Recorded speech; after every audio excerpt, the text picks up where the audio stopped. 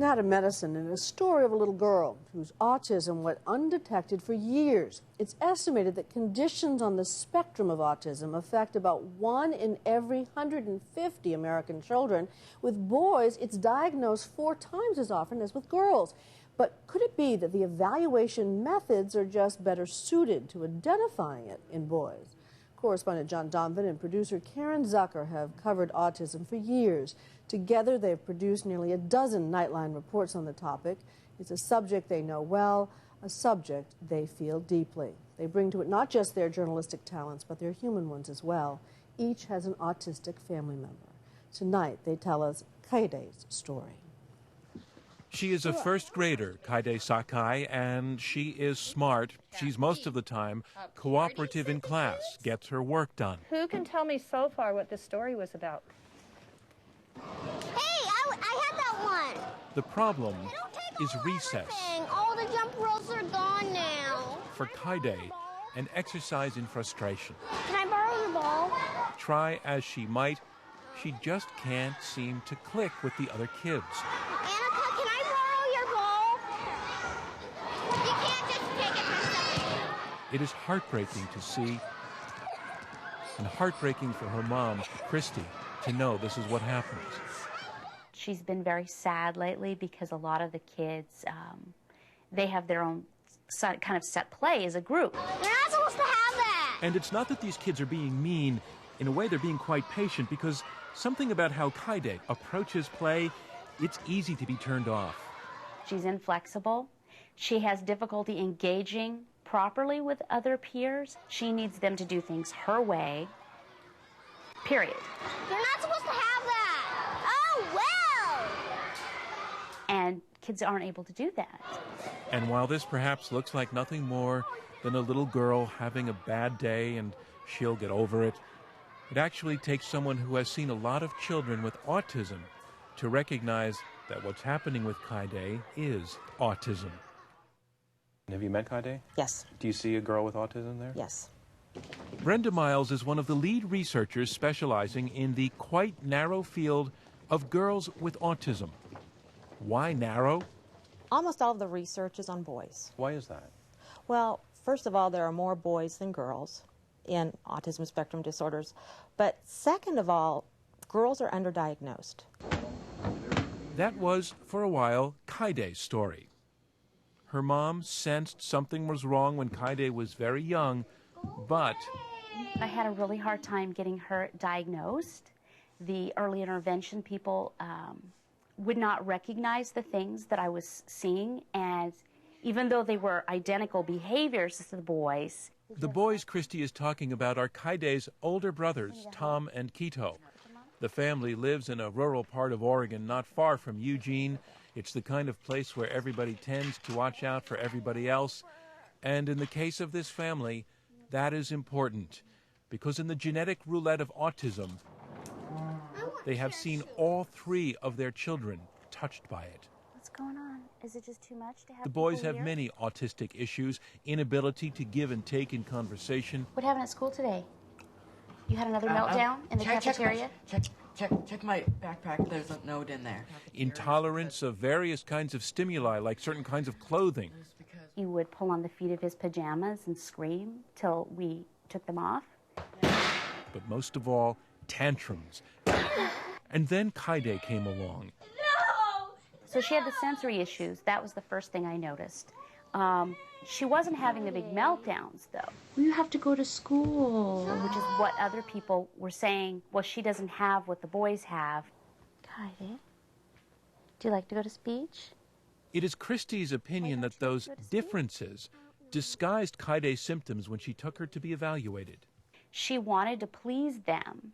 So whatever they would ask her to do, she would just throw her whole heart into it and do whatever the adults wanted. You finished all your And work? right there is what Brenda Myers thinks may explain how a girl with autism could, so to speak, fool the experts. Things, she says, of how girls in general are brought up. We more overtly teach social skills to girls. They are told not to get angry. They are told to be nice. They are told to share all of those behaviors. That boys just don't get in the same, that they don't get that message in the same dosage as girls do. Exactly. And when girls do melt down, as Kaide does at home, even then it's often dismissed as nothing serious because a girl is, well, female. People roll their eyes and say drama queen, even me. Do you think we'll get the last of the blackberries? Kaide has a kind of autism called Asperger's syndrome. It is high functioning, which can also mask the fact that her brain is wired differently. And if this is how life looks for her at 8 years old, what challenges does she face later on?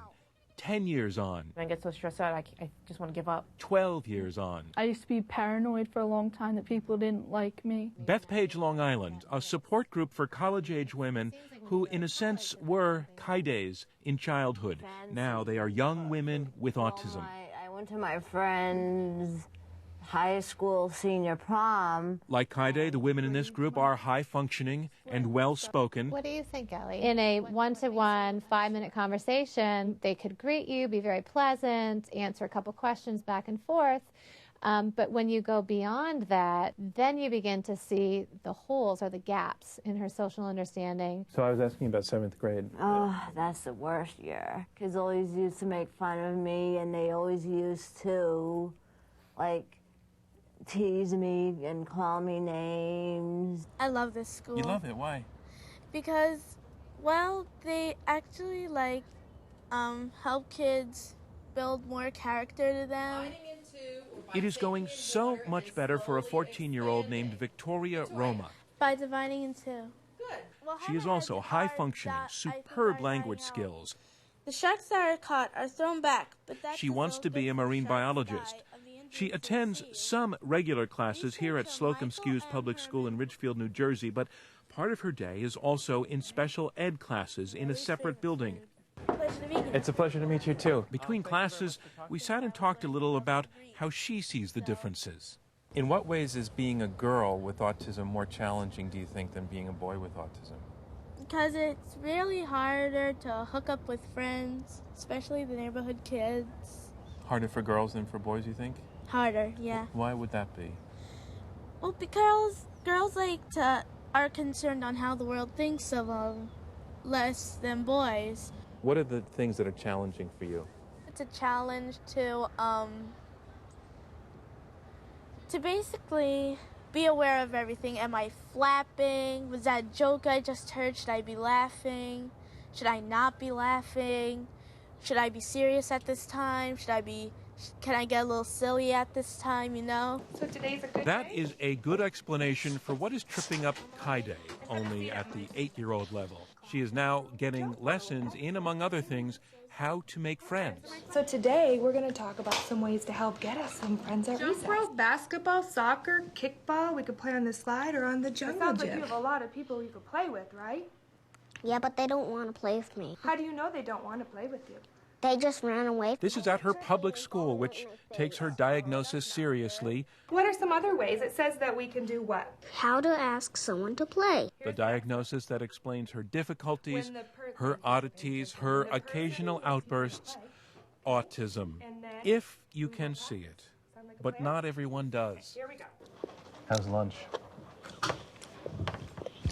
Good. While we were in the school following Kaide, a member of the faculty, not one of her teachers, I want to be clear about that, came up to me and in a very sincere way, not in a nasty way, but said, you know, I wonder if what's really going on with the kids in that family has to do with the way their parents react to them. It's about parenting. That, to me, is very heartbreaking. Why? Because that indicates a gross misunderstanding of autism spectrum disorders. And I'm not blaming that individual staff member, but he or she doesn't understand. Of course, autism is something that none of us really understand. Even whether girl autism is different from boy autism is an unanswered question, but it seems worth asking.